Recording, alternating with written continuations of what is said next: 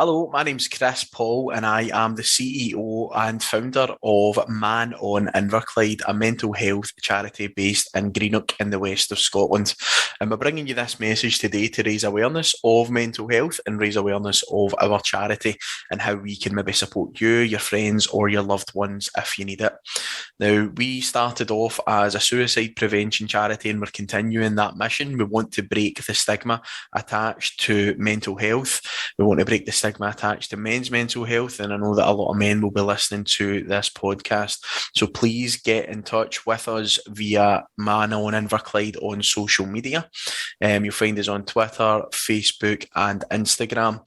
If you're not on social media and you want to get in touch with us via email, just type in support@manoninverclyde.com. Our landline here is 01475 910 258. So yeah, get in touch with us if you're struggling with your own mental health or you're concerned about a friend or a family member. One of our staff members, our volunteers, here to support you. Thanks for listening.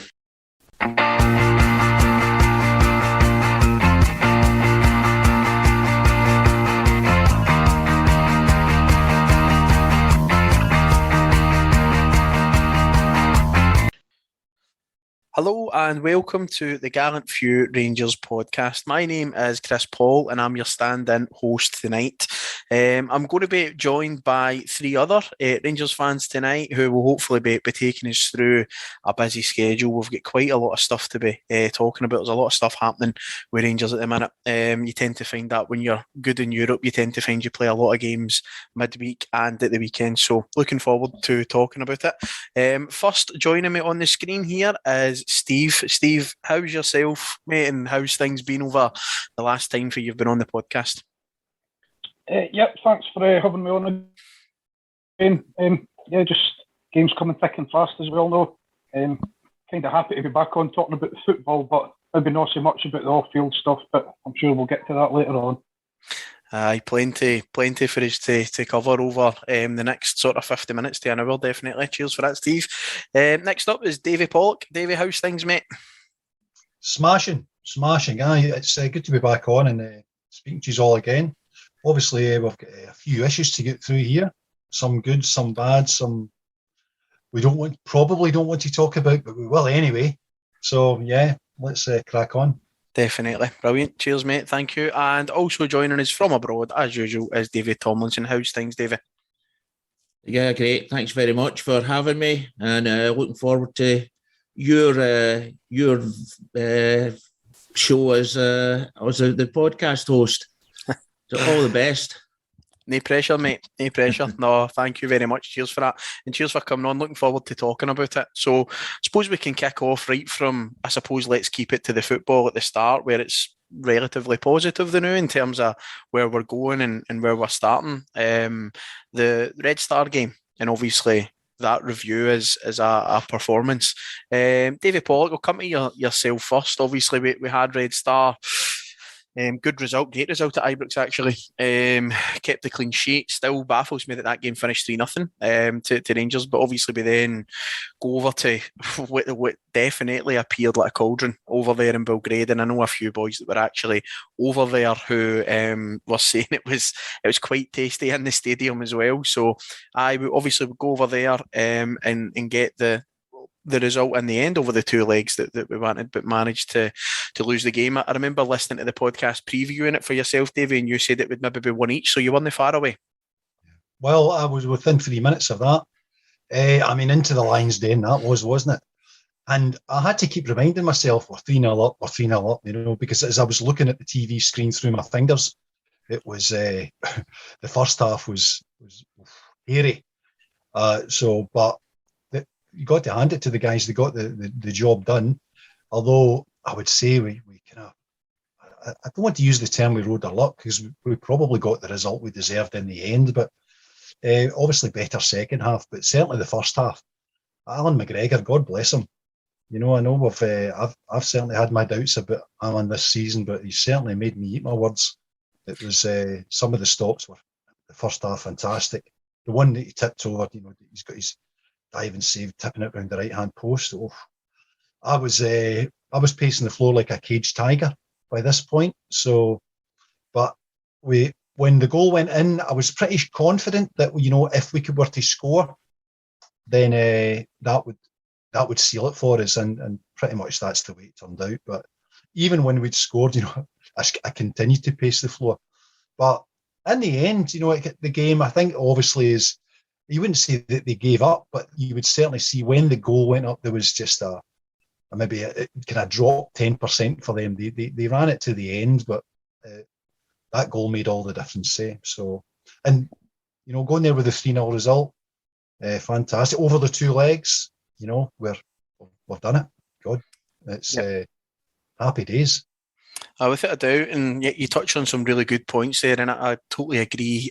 Before the game at home against Red Star, I was remarking about Alan McGregor being finished, and I got it tight when I went back on the bus after the game for how well he performed, and a second leg also unbelievable. But you always kind of feel, I think, with this Rangers team, particularly away from home in Europe, that they've got a goal in them, particularly with Ryan Kent on the break. And it was important. I think you're spot on what you said. That next goal in that game was massive, because if Red Star would have managed to come out and get that in the second half, and to be fair, they were testing it. But as soon as we scored, it sort of dipped from there. Steve, what about yourself? What were you thinking in terms of overall the sort of two legs? What's your assessment? Do you think that we deserve to get through? Yeah, I think we do. It was obviously, there were two tight games. I mean, the 3-0 at Ibrox, with hindsight, I mean, well, before the game, everybody would have took the 3-0. But I think 3-0 was probably what we needed to go across there, because, I mean, you could see in the game at Ibrox that they were a threat. And obviously we had the VAR calls that went our way, correctly went our way. But, you know, they were pretty tight. I think there was one in particular. I was in the family stand, and obviously it was happening at the other end of the pitch, but you could just tell it was really tight. Usually the fans in line will all kind of up and roar if they think it's offside, and you could see there was a bit of trepidation. But yeah, I just have to mention Tav's penalty. We were sitting just behind, and I thought it was over the bar.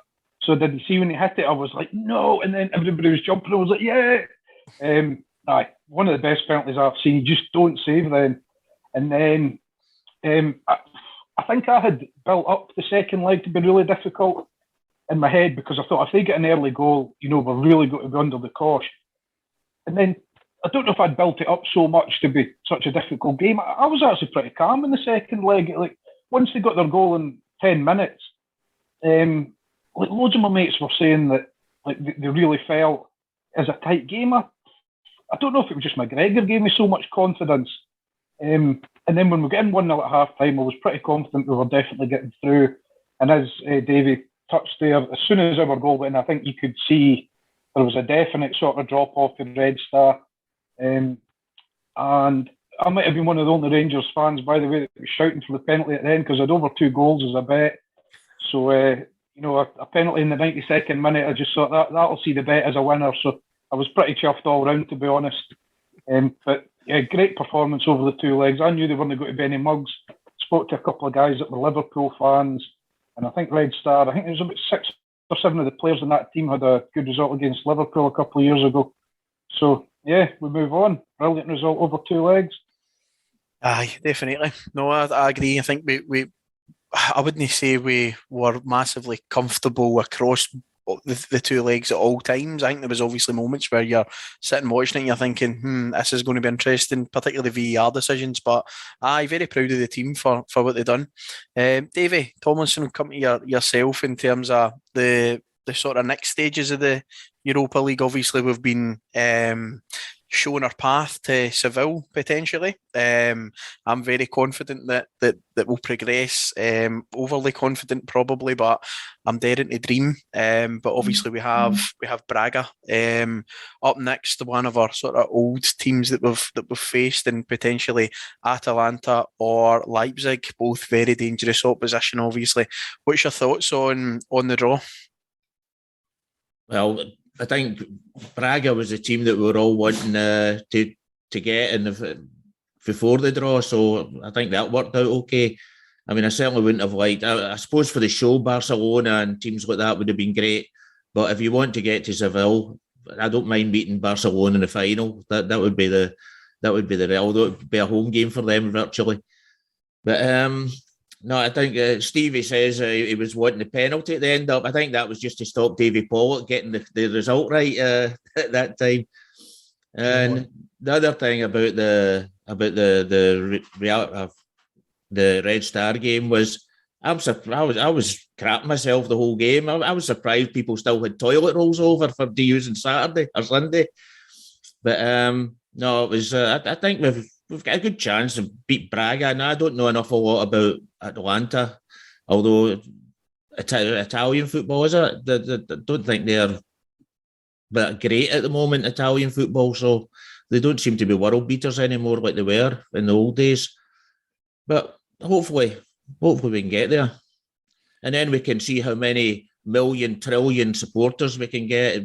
Maybe beat Celtic with their million and trillion supporters.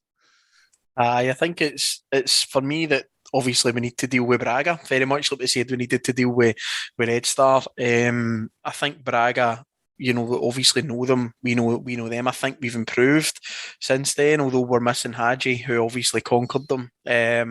But I think that if I remember that obviously the first game, the game against them the last time, they obviously kind of pounded us for 60 minutes, and then we obviously then took over the rest of that game and then done a number on them with Ryan Kent scoring obviously in Braga. I thought Braga were really poor that night actually in Portugal. So I do think, when they've lost the likes of Trincao, who was obviously one of their main players, who's obviously moved on, he's at Wolves now. So I think they've lost a couple of good players there. I'm not up to speed in terms of who they've brought in, but you get to the quarterfinals, it's not going to be anybody that's going to be a walkover, but certainly, as you said, Davey, there, it was probably the draw that you wanted to look at as giving us the best chance of going through, particularly when you've touched on Barca there, particularly when you're watching Barca dismantle Real Madrid 4-0 at the weekend. So quite happy to have avoided them at the minute. They look like a kind of form team. But Davey Pollock, what about yourself? What's your thoughts on the sort of pathway to Seville? Are you dreaming like myself, or are you realistic about our opportunities here? Well, I try to keep it realistic, but the dreamer in me says, I've already got the final rehearsed in my head and who will score, and you go through all that shite.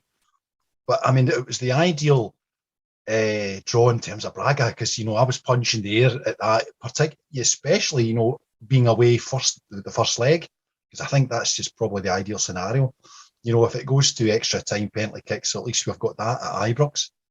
But the Braga, the interesting thing is that, they were in Red Star's group. So Reds, they haven't beaten Red Star in 2 attempts. So, I mean, you would say on paper, we've got the measure, we should have the measure of them.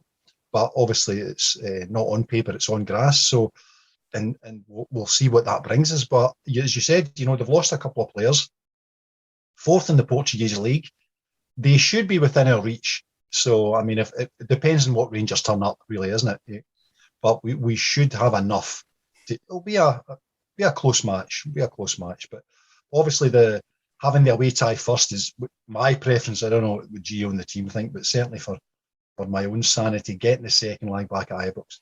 As long as we keep it sensible, and if we can reproduce the performance we put into Braga last time, we will be sunshine and lollipops, and take it back to Ibrox to do what we can do. It's not to say what we will do, because and thinking back to the Braga game when we played them last time, the first half particularly, that game, they actually roasted us. And you're thinking, gosh, I think they'll have to put another ball on the pitch to give us a touch here. But Rangers then kind of grew into it, and I think it was a kind of confidence thing. Once we get the first goal, you're thinking, we can do this. And Joe Aribo did his wee shilly-shally. And then the final goal was just nuts. But so I'm hopeful that as in the semi-final, no agonising over that too much. I mean, I did watch Atlanta play Manchester United in the Champions League earlier in the year for the game in Italy, and they looked a decent side. They were going at Manchester United. Obviously, Manchester United eventually put them out, but they looked a decent side. There's no dummies left, and the 8 teams to go. So it's really, for me, dependent on what Rangers, and then if we get to Seville, that just be dream come true stuff, eh? Brilliant. You've got a dream, man. Like, I think that, especially after the last few years of kind of misery, everything, the pandemic, you've got to just get in, drive into the seat, ain't you, and go like, you know what? Let's see what happens. I mean, just to give you a bit of insight to where my head's at, I booked Braga today for myself and my son, and I've also booked routes for both semi-finals. So if we get to Atalanta, then I've booked that for £15 or something from Manchester, and if we get Leipzig, I've booked Berlin for about £22. So I've tried to jump the bandwagon. So for through, I'm there. I've not told my wife that I'm going yet, but I'll speak to her about that at some point. But I'm just really confident, that we can get there, but we'll see what happens. I think it's going to be tricky. But Steve, I'll come to yourself in terms of a wee thought that I had, basically reminiscent of 2008. We obviously played a Portuguese team in the quarterfinals, an Italian team in the semi-finals, and there's no Russians left, as we know. So, what's your thoughts on that in terms of fate? Yeah, I don't. Obviously, there's similarities because of the countries the teams are coming from, but I feel we're kind of attacking this Europa League campaign differently from 2008. 2008 was all seemed to be proper hanging on, didn't it? But I mean, this team, I just always think we've got goals in us. My personal preference, I would actually like them at Ibrox first and try to get another sort of 2 or 3 goal lead. Not that I'm saying I'm taking it for granted, because obviously what they done to us in the first hour of the last game, and also team 4th in the Portuguese league on any mugs. But my sort of memory of them is that they're pretty flaky. See, when the crowd got behind Rangers that night, they did not fancy it. So that's why I wanted Ibrox first. I would like to think that the sort of fans went in with that attitude and really, really got behind the team, made it quite intimidating. And if it's the majority of the team that played a few years ago, I think we could really have got at them. As far as sort of semi-final route goes, that's a bargain for the tickets, Chris. I might have to get the link off you for that. Could actually take the missus at £15. That could be our birthday, but I think, I would put us as slight favourites for the Braga tie. I would have my reservations against Atalanta and Leipzig, but yes, we'll cross that bridge if and when we get to it. Aye, definitely. They're both good sides, as will Braga be, but confident in watching this team in Europe, and probably less confident at the minute, as you could imagine. Obviously, we got the result at the weekend away to Dundee, but the confidence of watching Rangers domestically at the minute is probably not the same for myself. I travelled to the game at the weekend there, and the performance obviously wasn't great, but we managed to get the result. In the end, there was a lot of chopping and changing, particularly at half time. A bit of confusion for me in terms of the shape that we were trying to do. But we managed to obviously get the result. It was a massive relief when Goldson popped up with the winner. Don't get us wrong, I felt that there was parts of that game that we did do well and dominate in sort of short spells, but it was one of those afternoons that it was just really important to get the 3 points. But Davey Polk, we'll come to yourself. I don't know what your thoughts were on the game at the weekend. Obviously managing to get back into domestic form and keep the kind of winning going. But what was your thoughts over the piece for the weekend? Well, it seems to be that we've just got into a habit of shooting ourselves in the foot first half, conceding the first goal, giving them a lift, giving them something to defend. The first half wasn't brilliant. We missed the penalty. One of Tav's in the top corner. We just need to adjust his sight a wee touch. But I was hopeful, bordering on confident that we would do Dundee. Dundee are not a good side, but it was stuffy. We were missing. We weren't creating too many chances first half, but the corrections which were made at the second half, we were going at them. And I'm thinking, Rangers have to score here. We have to eventually pop one in. It's just all going one way here. So, we did eventually grind out the result, and that's really the most important thing. It's because the second half performance, which was much better, obviously, with the changes that Gio made, but we did leave it a wee bit late because, I'm thinking 10 minutes to go. I'm thinking, surely not another draw. I mean, death by 1,000 draws here. So but Big Connor, and God knows why he was still up there, but he kind of hung about because I think he was realising that, the ball probably wasn't receiving it at his end far too much. So he said, well, but was well hanging about here. And sure enough, the ball kind of broke to him, because it's come out of ball. And it was a nice composed finish with Big Connor as well. He didn't try and launch it into space. It was just a wee knock past the keeper, but thank Christ for that, because the result was absolutely crucial. Because had we gone into this break, and dropped any more points, gosh, I think we would have been much wailing and gnashing of teeth, mostly by me, to be honest. But which kind of takes us, into the game against them, and it's still in our own hands. So get ourselves sorted for that. Get the attitude correct, because you can't fault their efforts. And Sunday in the second half, the guys were at it, and so eventually that paid off against the Dundee side. And I think there'll be more games where this season it's not going to end there for them and for us, where it's going to be tight and it's going to be right. Who's got the bottle for it? Who hasn't? So we're going to find out in only the 7 games to go. So I think it will go to the wire. It's going to go all the way. I think crucially it will be depending on when we play them for the last Old Firm game. So because I think that they're obviously going to play that early on in the last 5 fixtures, because they'll want it out of the way. But I don't think it necessarily needs to be, because it is so tight. Then it may be, that it will be the middle game of the 5.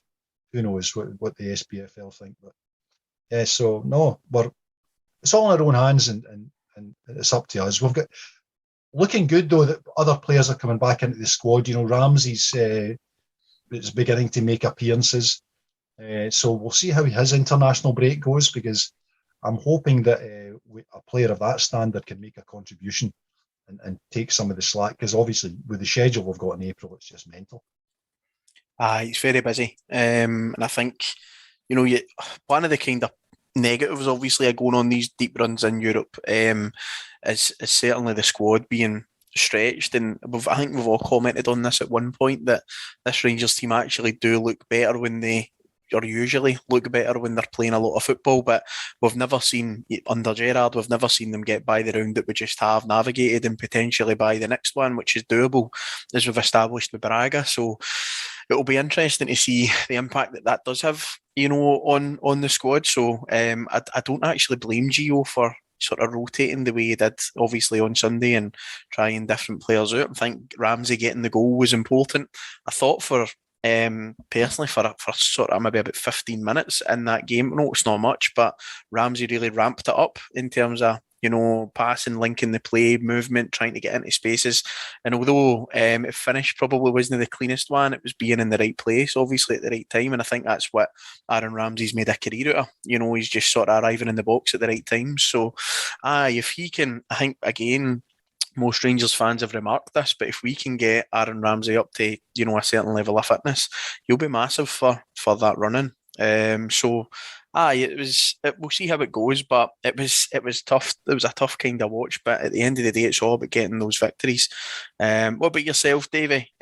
What did you think of the game at the weekend? And probably a wee thing that I wanted to think about was Gio's subs and his changes in terms of impacting the game. What was your thoughts on that? Yeah, well, if I can just cover the Aaron Ramsey first. There was a thing in Follow that asking if he should be in the team for the Celtic game. And my I thought right away he wasn't very good in Sunday against Dundee. But then I watched the game back, and he was actually really influential in a lot of things that Rangers were doing. And he had about 4 or 5 good shots at goal, 2 headers, I remember, and a couple of shots at goal as well, but the keeper done well to save him. So he was pretty influential in the game, and a lot of good moves, started a lot of good moves as well. The only thing that let him down was his attempt to get the ball at the goal in the second minute, was it? I don't know what he was doing. He kept flicking out his leg to try and touch the ball or something like that, instead of just making sure the guy didn't cross it. But no, that's the one thing. About the substitutes, well, it seems to be making good substitutes the last wee while. In the beginning, I always thought he was being too defensive. There was about 65 minutes left at times, and he was bringing on defensive when we were 1-0 up. He was bringing on defensive players to stay out the game. And a lot of times it worked against us because we lost a goal. And I think that was in the draw period where we lost all the points due to the draws. But the last wee while, and Roof, he seems to be becoming a super sub, doesn't he? Every time he comes on, he sets the game alight. And obviously Ramsey's goal was a header from him that the keeper pushed on to Ramsey. So no, his substitutes are really good, and it showed a lot of guts to take off defenders and put on attackers in their place, because you've got a chance that then the other team break away and score. But no, he's can't really say anything about his substitutes up to now. He's really good, and then he pulled out the winning game. But talking about Connor Golson, I think that somebody said that Gio told him to stay forward at the end up. It wasn't a thing that he just did, but he was told to get up more front. And I think Connor Golson, I think I heard as well that he used to be a centre forward when he started his career. So possibly to do with that as well. He doesn't shirk at taking goals anyway, because he seems to stay quite calm when he takes a chance. But no, we really had to go for it at the end up. If we drop more points now, then it's the league's finished, I think. I think it's all about momentum at a stage, isn't it, and kind of keeping that momentum going. And Goldson's goals were actually huge last season. If you remember, he scored quite a barrel load for a defender. So, it was massive to kind of come up with it. Obviously, we've got a countdown now of the league games. Steve, what's your thoughts on? We're going to obviously come on and discuss April in a wee bit more depth, right enough, in terms of the games in there. But just in terms of the amount of fixtures, obviously there's not a lot of league games to go, but when you think about the actual pile-up of Europa League and the Cup fixtures, what's your thoughts on the squad in that regard, and kind of taking that sort of countdown to league games forward? Yeah, as you said, it's been mentioned before, and I'm a big believer in this. That I think this Rangers team and squad do better when they're sort of continuously playing games. I think the best football we played last year was when we were in the Europa League groups, and obviously, maybe a third of the way through the season. The only thing that would worry me slightly about that is that I think that's proven to be true earlier on in the season, but we've not had this kind of run of games, this late in the seasons with the games coming so thick and fast. So I guess it's just a case of buckle in and hold on tight, isn't it? It's just about every game now is massive. It's just looking at the April games, it's like, whoa, just one big game rolling on to another. Just talking about the Dundee game, I give Gio massive credit for dropping Lundstrom back into a back three for the second half, because Hollander looked so uncomfortable on that pitch, the pitch was an absolute disgrace. I don't think any pass in the first half. We played a lot of sideways football in the first half, but it just slows the game down so much. The centre halves are passing it to Tav or whatever. It's like ankle height, knee height by the time he gets it. So they've got to take a touch.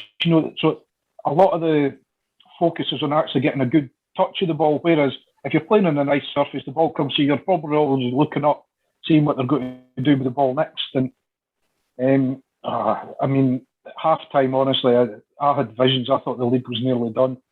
So give them massive credit for the character in the second half. It was just one of them games, the 5th or 6th minute, that cross to the Dundee player, I don't think he meant that, but it took all the defenders out, it took the goalkeeper out, dropped right in at the back post, and then you've got sort of 6 foot defender challenging Ryan Kent for 2 yards out, and it just had the feeling of one of those days. And the goals in the second half, Goldson, great finish, but if you watch the replay of Ramsey's goal, he's the only person in that box who's reacting, and he was actually in quite a lot of space by the time he put it in, because everybody else stood and watched what was doing. So he actually had a bit of time. It obviously hit off his chest and he kind of bundled it in. But that's how I associate Aaron Ramsey with. When you watch him playing for Arsenal, it's making wee runs into the back post and just getting wee square balls and everything. Very intelligent footballer. I wasn't at the game, Chris, so maybe you could. I think you can always tell a bit better in person how fit they look, because you're obviously only seeing them on the TV when they've got the ball or they're involved in it. But yeah, he had a few class touches. What did everybody else think of the penalty? I'm not sure that I'm happy if that's given against my team. Well, it was right in front of me, and obviously I shouted for it and thought he'd obviously had the shirt pull. But when you watch it back, you kind of see Morelos sort of pulling first. But I think if you're going to give the penalty, it needs to be a red card, because there's no intent to play the ball. So I'm taking it, especially with some of the decisions that we're seeing in other places. I'm going to take what you can get at the minute, because the refereeing decisions across Scotland just now are totally baffling. Just on your point about Ramsey, and I'll let any of the guys come in, whoever wants to, regarding the penalty. But I thought first half he looked really sluggish at times, like he just looked a wee bit behind the pace. But second half, I don't know if you kind of felt this watching it on TV, but there was a spell in the game from probably about 65 minutes onwards, for maybe about 15 minutes, that Rangers were just dominant. They just were unbelievable, and Dundee never even get anywhere near them. And Aaron Ramsey was massive within that period of time. His movement was great, his touches were great, he was passing balls around the corner, he was arriving into the box. And I think sometimes you see this with other players. I think he was arriving into spaces that the likes of Sakala and stuff weren't picking up. And I think he was probably a wee bit ahead of the curve sometimes in terms of his mind and where his movement was. But I thought for that 15-minute spell, but he was great. Davey Polk, what about yourself? Do you think it was a pen? Yes, I think if he's, because I mean, Katic at Parkhead, if that's a penalty, then certainly Pudtug and Morelos is a penalty. So if you're going to be consistent, then no, it's a penalty. Pulling in his shirt, it's doesn't have to. There's no rule tells you he has to pull it this hard to get the penalty.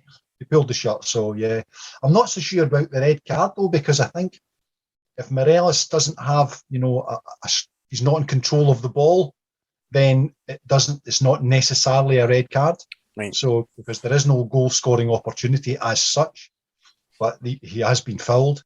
So no, but in terms of Aaron Ramsey, I think that Steve's pointed out, at his goal, he seemed to have, much like Red Star's goals last Thursday, where the guy gets 2 touches in the box, which is fairly congested, when Rangers should have had someone far closer to him.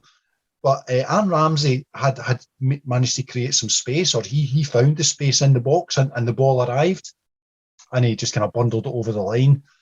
So for me, that tells you Aaron Ramsey's clearly, as you said, maybe just a wee bit ahead of the curve, and with some of the other guys on the pitch. But the pitch itself is absolutely disgraceful. Absolutely, I mean, professional football. No wonder we have problems selling our game, and attracting TV money for Scottish football, when it's condoned that teams will deliberately not water the pitch for some sort of sporting advantage. There should be some sort of standard in play, or some inspection of whatever's required, whether something should be done. There should be tighter regulations on the pitch, because, as Steve's also pointed out, that the passing, you'll never be able to play one-touch football on a pitch like that, because your first thought is to control the ball as it's passed to you, which might require more than one touch just to get control of the ball. So, no, the pitch was absolutely shocking, and when you think about they do that deliberately, it's pretty pish, to be honest. So, see, like I'm a massive a person that argues against the 3G and 4G pitches in Scotland, and I actually think when the two of the teams that went down with the pitches this year. I think everybody should have got together and got the 11 to 1 vote to say we don't have them. But you see, if I was the chairman of Hamilton, Livingston, Kilmarnock now, and we had an SPFL meeting and they were wanting me to rip the pitch up, I was like, fucking see the Dundee and St Johnstone pitch last season, because St Johnstone was just as bad. So it actually gives a bit of sort of weight to the argument to keep the artificial pitches, which I hate, but I think I would probably take it over that pitch on Sunday.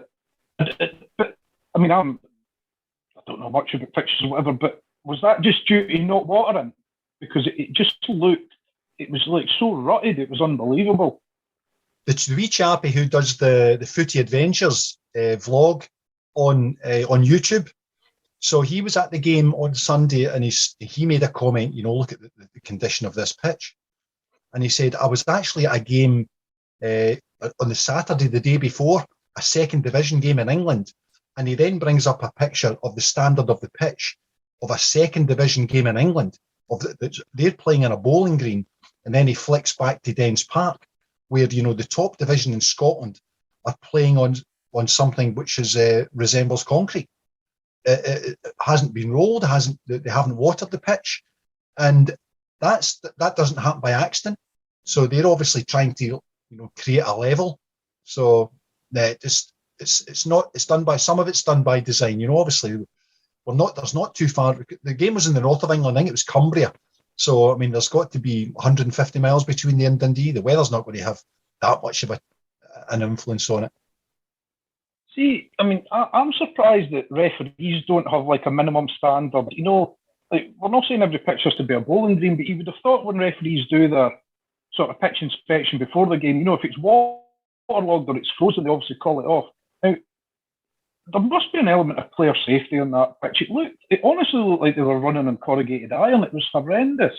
And I would have thought, referee turns up, whatever, #1 does his pitch inspection, this pitch needs water on it. Or arrives 2 hours before the game, and they must stipulate that pitches have got to be in at least a safe condition. Or, I mean, I know it's probably not really up to referees for the standard of product you're watching, but geez, that is tedious. See if that was not Rangers playing that game and I'd switched that on in the first half. You turned it off. I'd have been out doing the gardener. I think it was horrendous. The irony was not lost when they tried to turn the sprinklers on about 70 minutes in the middle of the game, and I'm not sure why that happened. That seemed to be a tactical move on somebody's part, but to slow down the speed of the game. But the pitch wasn't great at all, and something that's probably divided opinion actually in the game. And I'll come to yourself for this, Davey Tomlinson, in a second. But was the protest over the friendly? It's obviously divided opinion. I know certainly within the stand at the game, the initial protest at the start of the game probably didn't have any sort of negative reactions. I think there was an understanding that there was something going to happen. I think the general consensus within the Rangers support that the friendly is a terrible idea. And there wasn't a sort of understanding within the away section something was happening that day. So obviously, for those that don't know, there was sort of toilet roll went on, tennis balls stopped the start of the game. But it then continued on, obviously, into the second half, and the reaction from the away stand and the away fans was very much mixed, I think, with that one, because we were very keen to get on with the game as with the players. And we could sense a number of players were unhappy with that happening again, particularly Alan McGregor and Conor Golson looked particularly annoyed and frustrated because they were very keen to get the second half started. So just keen to hear people's thoughts on the protest in terms of that within the park. And we'll come on to sort of board stuff as well, because there's been some comments out today in regards to infighting, it looks like, between people who previously sat on the Rangers board and people who are currently sitting on the Rangers board in terms of statements. So, David Tomlinson, I'll come to yourself just for your thoughts on that matter. It's obviously an important matter for the club. Well, this is probably the most important time of the season. And for me, to have a protest, make up songs or whatever, the board, against the board, do anything, but why are we in the most important time of the season, why are we interrupting play? okay, before the game, before the kickoff, throw your toilet rolls on. But they waited till they were all cleared, and then another barrage came down, and they had to clear away that again. And then, as you say, the second half started. I mean, we were chasing the game as well at that point, and they still they do this protest, and I can quite understand it. The players were really boiling, to be honest, because I was. And yeah, I just don't see the point of interrupting the game. And I mean, it's probably the same guys that are going to be kicking up hell if Rangers lose the league, and yet they're interrupting the game and doing everything they can really to stop the players doing their job. It was, as I said, there was a definite marked difference in terms of the fan reaction second half, and you've hit the nail on the head there as to why. You know, there's a lot bigger things in that second half that we were trying to get on, but you know, people have obviously got different views on that one. Davey Polk, what about yourself? What's your thoughts on the protest within the game and also some of the boardroom statements and stuff that's circulating at the minute? Well, in terms of the protest, I would, for the people who organised the protest, I would pretty much say mission accomplished, because if it was to get it on the agenda and get people talking about it, then they certainly achieved that. And as for the players, you know, I'm not 100% comfortable, you know, with McGregor, you know, telling the Rangers supporters they're fucking arseholes, because, you know, in terms of, you know, a 2 or 3 minute delay, are they so fragile that this is going to be a huge issue for them? Then I just don't get that. So the game went on, it was 7 minutes added. Rangers ended up getting the result anyway. So what was the problem? Obviously, the second one, you know, you're beginning to test people's patience, you know, when you're doing it for the second time. I get that. But no harm done for me. I mean, obviously, we wouldn't want to go through that every week, but they certainly achieved their aim, because it was to get that subject discussed, highlight it to the board, highlight it to the press, you know, so mission accomplished for me. I mean, if they were to trot it out every week, you'd be saying, right, lads, come on, draw in just a tad. So no, the friendly thing is just a disaster. And today's, you know, exchange of wee statements, I honestly despaired that, you know, because the two sets of normal, intelligent people, you know, and with the statement ding dong doesn't get this could be sorted around a table somewhere in maybe an hour or two with a cup of coffee or even a beer, whatever it takes, because pulling on a knot is just counterproductive, and the na statement, you know, exchange doesn't get us anywhere. We need to be a wee bit more grown up about it. But I think the Rangers board, for me, have a case to answer here, because, you know, we've not heard there's been silence from the announcement of you know, the Aussie friendly, and then within hours of Club 1872 giving us a statement today, you know, highlighting that issue and a number of other things. You know, within hours we're getting a statement from Rangers which I thought, you know, they should have. That looks like it came out in anger. I just wish they hadn't done it. You know, why don't they just pick up the phone to Club 1872 and say, could we have a chat? And get them in the room and then call them all the arseholes if you want. The wee public statement thing, Jesus, we're adults. Can we have a chat about it, please? That's pretty much my view. We don't have to do this in public and flog one another and make ourselves look like dafties. There's going to be a solution here. So let's get round the table and thrash it out. I must admit the statement was bizarre. It was a sort of throwback of the previous sort of statements that Jim Traynor used to put out. It was very bizarre. But what was your thoughts, Steve, on things regarding protests and strange statements? Right, so I'm going to try and take this in a wee bit of order of how, like, from the least pissed off that I am with them to the most pissed off. So least pissed off with the guys that done the protest on at the weekend. I think the first one probably got behind. Second one probably got behind.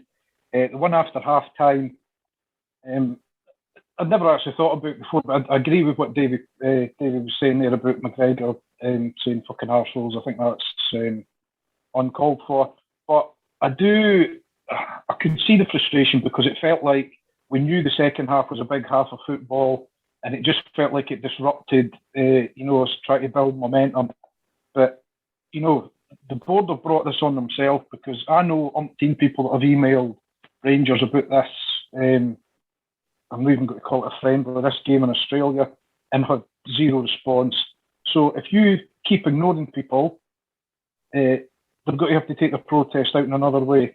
Of course, they're fucking very quick to respond to Club 1872 because it was, you can maybe see that as an attack on the board.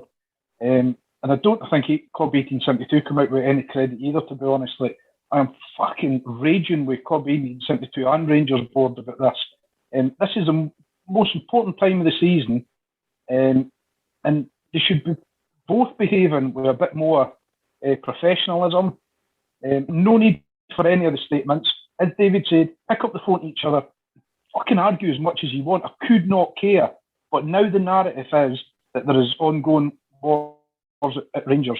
And I'm quite frankly, I'm not taking any sides with it. I'm raging about the game in Australia. But I think Club 1872, they pretty much lost all credibility in my eyes, to be honest. I used to contribute to them, but it just felt like constantly you were hearing about infighting at them as well. So, yeah, I think I'm just going to leave it at that. But I'm raging with everybody. I'm slightly annoyed about the protest, but raging with everything else.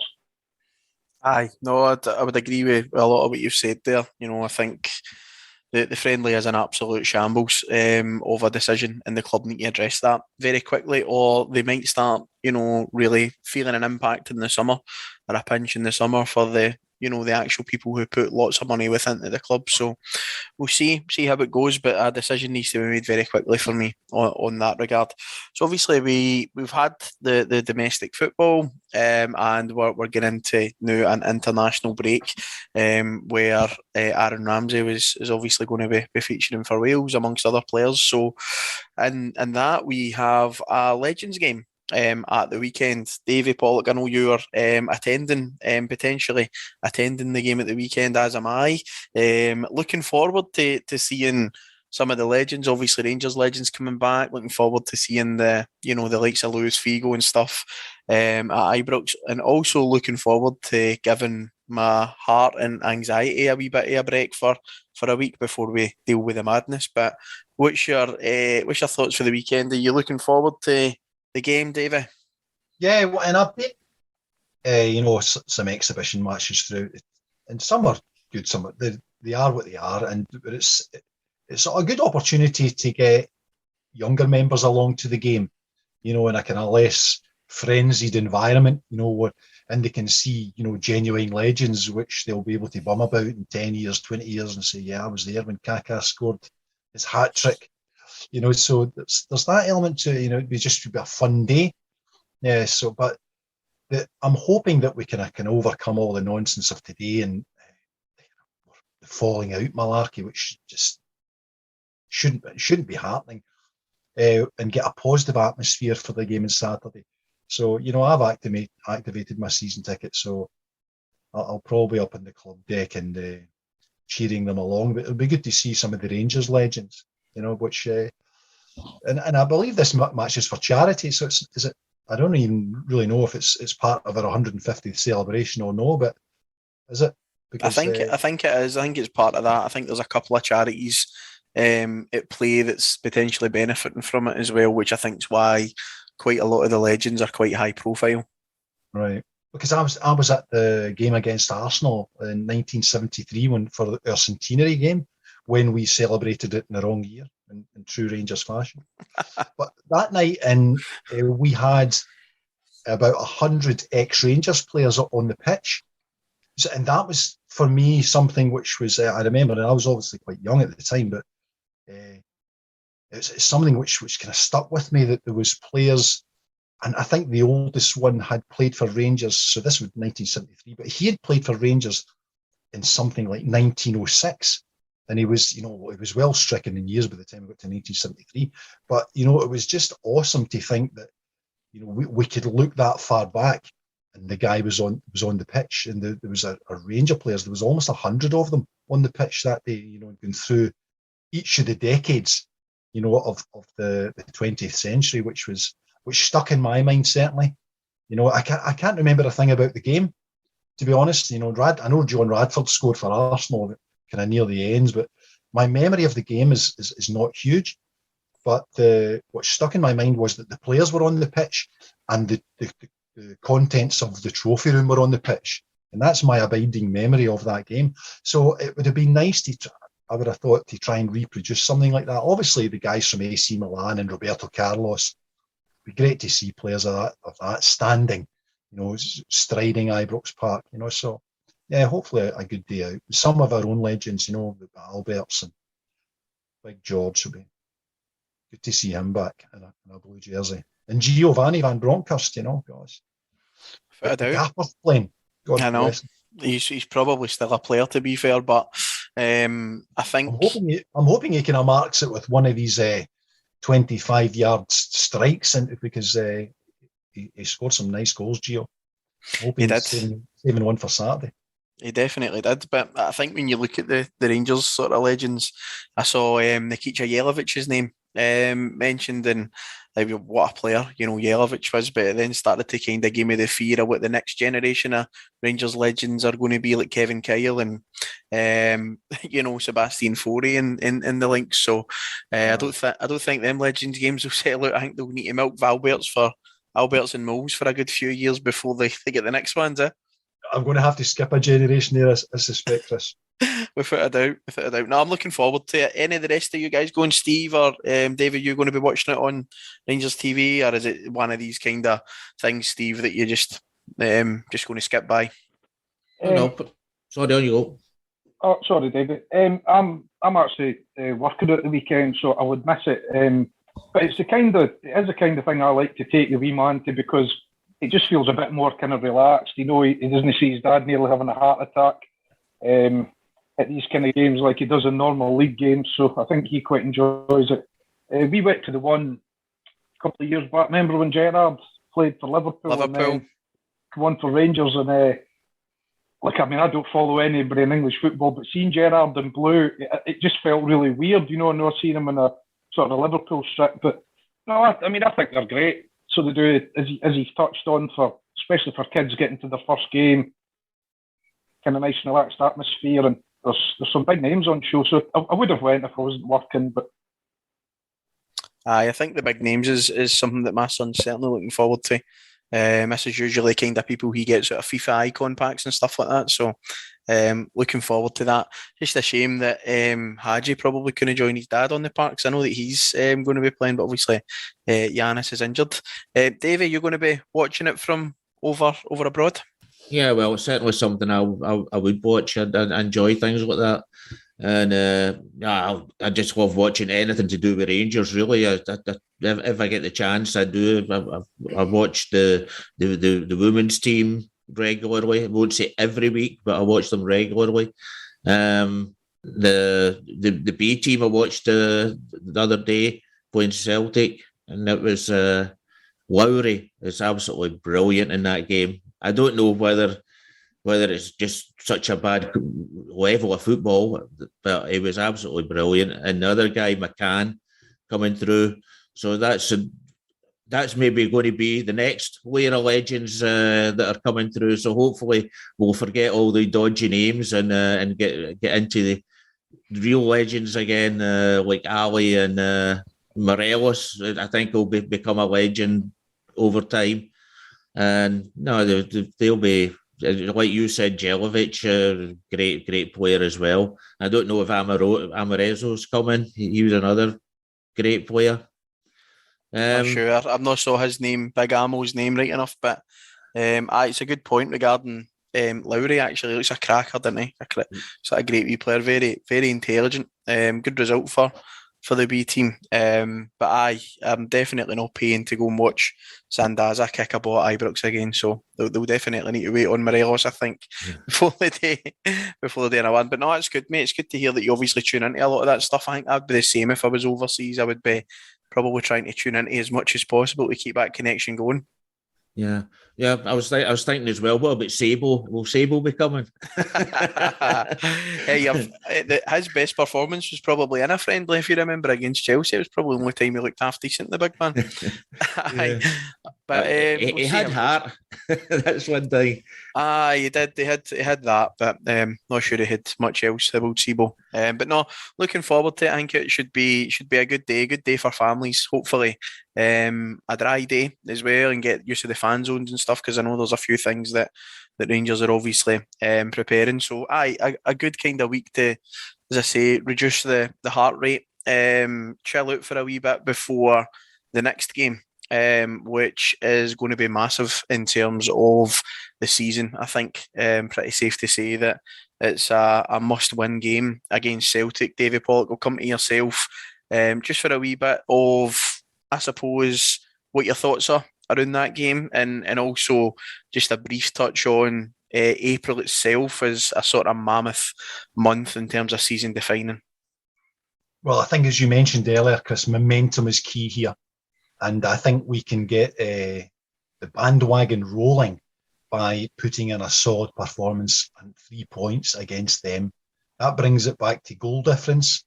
Obviously, we need to give their confidence a wee done. And this is the perfect opportunity to do it. So we know what's required. Gio has the squad. We're hoping that all these guys will get to internationals and get back. And everyone's fit and available. And then we go to work. It's in our own hands. We've got no one to blame but ourselves here if this goes pear-shaped.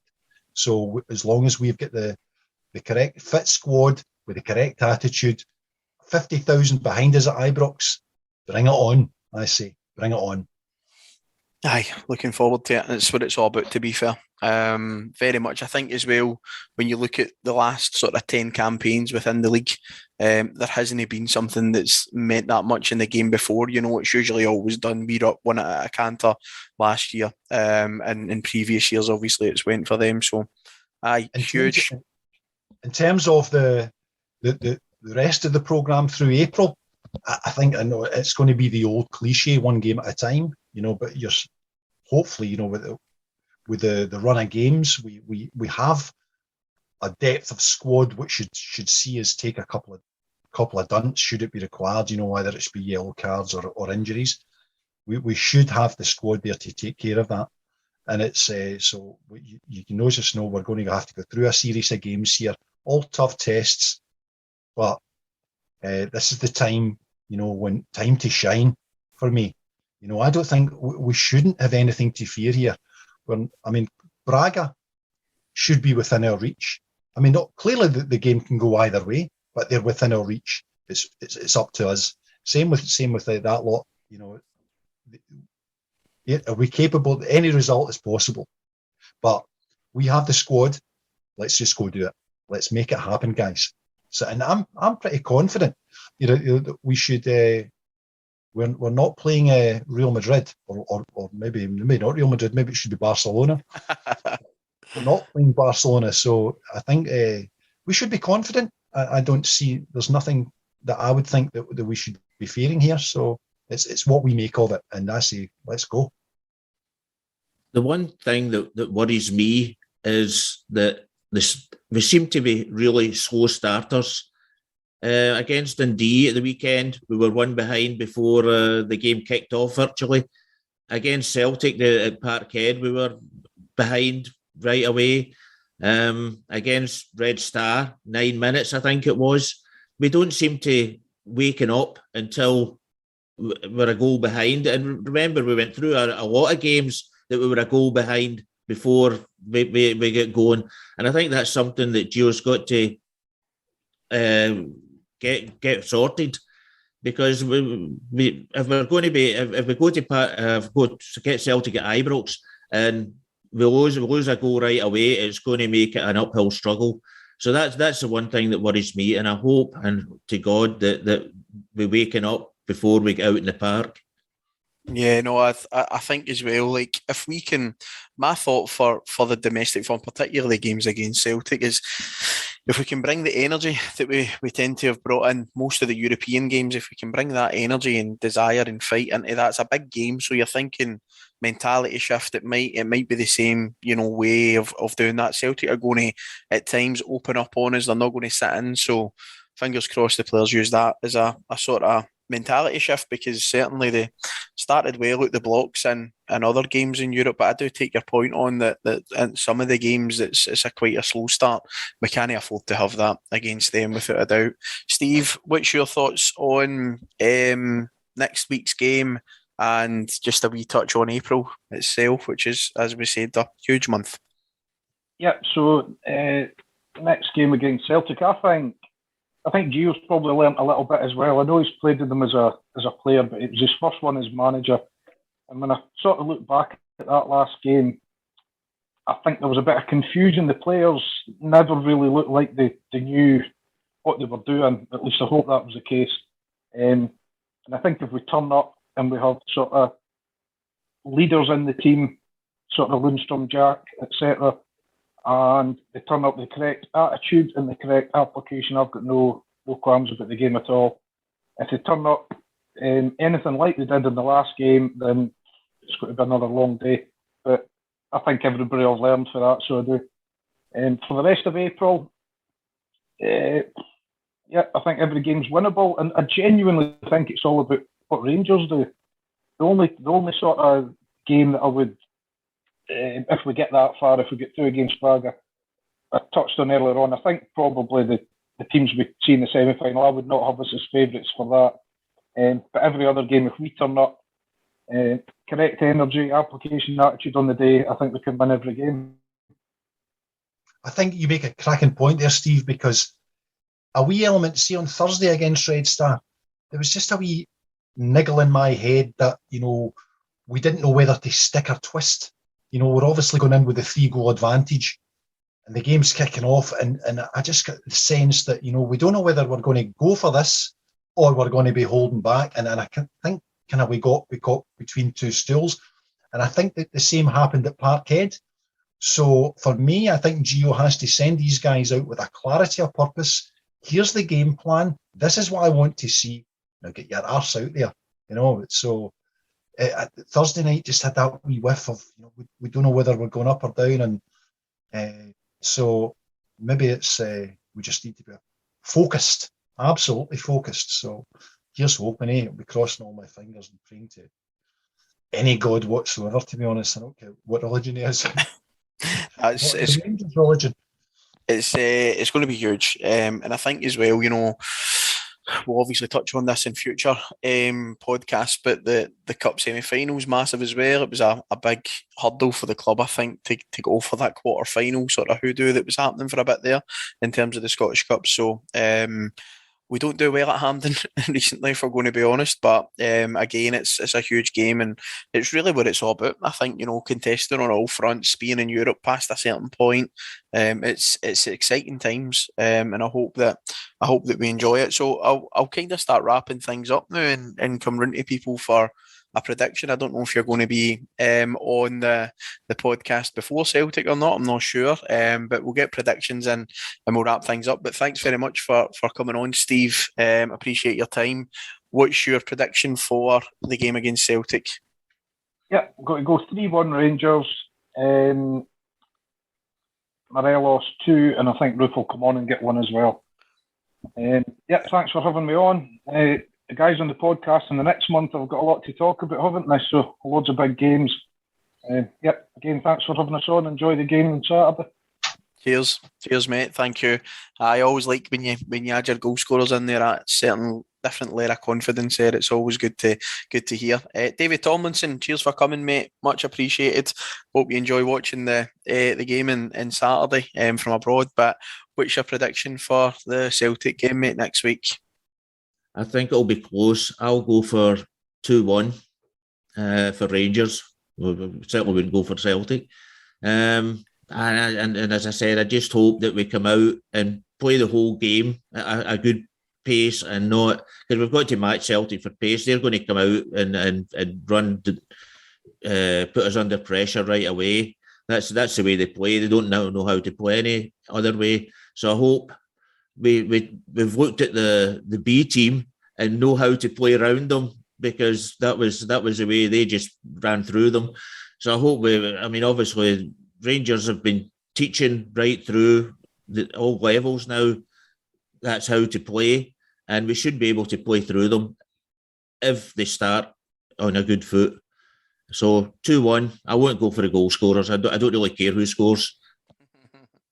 No, cheers, mate. I appreciate your time. Thank you very much. Davey Polk, cheers for coming on, mate. Always a pleasure to catch up with you. What's your prediction for the game next week? Yeah, well, it's good to be back on again, guys. It was an enjoyable chat, as always. Certainly for the game against them, I'm going to go for 2-0. A goal in each half with Ryan Kent and Big Connor. So I can even visualise it in my head if you want me to run you through. So, no, we can... I don't think we've got anything to fear. I'm looking for the Andy Halliday start to an Old Firm game where he's right in there cooping from about 30 seconds in, and they know straight from the off this is going to be a contest for you guys. So just get any other notions out of your head. So I think we read it as, David, as mentioned earlier, we need to be at it from the outset. We don't know, there's no 10, 15 minutes, ease yourself into it. We know exactly what we're up against, get ourselves prepared, get the head right. Let's go. That's it. Aye, brilliant. Oh, cheers for that. And I can vision what you're thinking there about Goldson. Hopefully a cracking header at the back post or something. I'm going to continue on the trend. I actually think that we're going to make a real dent in the goal difference. I think 4-0 to Rangers. I think it's going to be a proper performance from us from start to finish. And I think the noise within Ibrox, I think will potentially spook a few of their players who haven't played in that fixture. So no, I do think that we get the result that we need. It's massively important that we get it. And I'm putting my head out on the line, but definitely think that we've got a performance against them, and we cannot play as bad as we played in that first half in the last game against them. And I think pretty much what a few of you have said, that will be sort of ringing in the players' ears and Gio's ears. So I'm expecting a performance, and I'm expecting a big result. So looking forward to it and locking in 4-0 Rangers. I won't go with the goal scorers, but it'd be amazing if Morelos get the 4 right enough. But we'll see. But no, thanks, guys. Thanks for your time, and thanks for listening to the Gallant Few Rangers podcast. Enjoy the international break. What I'm going to do, give your heart a rest, recover, because there's going to be an absolute mammoth madness 8 weeks ahead of the season. So thanks for listening. We are the people.